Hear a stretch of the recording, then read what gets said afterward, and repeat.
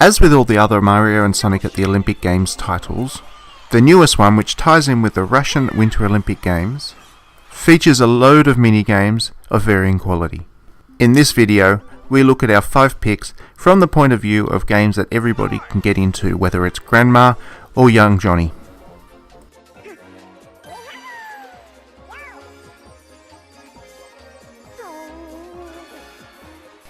First up, we have the figure skating, which is also the best event to watch in the actual Winter Olympics. In this minigame, the figure skating is basically a rhythm game, in which you'll waggle and wave the remote to prompts that appear up on the screen. Timing is obviously key here, and though there's a limited range of tracks to choose from, they're all pretty good.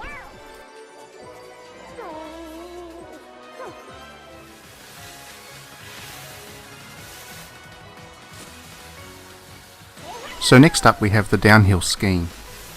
In this event, players weave between sets of flags, and there's a bit of skill involved because by hitting the flags 3 times in a row, you'll get a temporary speed boost. Because of the skill involved, as well as the length of the course, of all the events in this game, this one is the one that will encourage you the most to go back and beat your top speeds.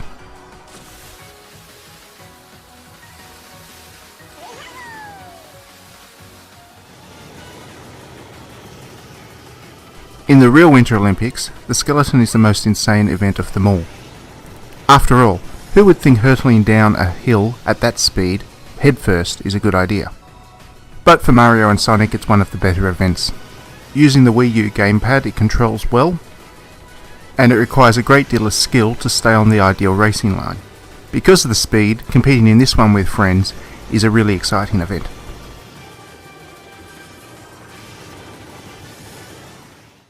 Being one of the most simple events in the game's collection, the speed skating therefore becomes one of the most competitive for everybody in the family.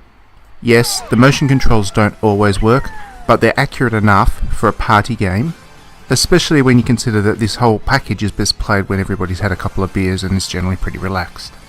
Because the event is directly competitive and quite short and sharp, pipping your opponent at the post is a great feeling. And finally, we have the one dream event that I think holds up as a party minigame.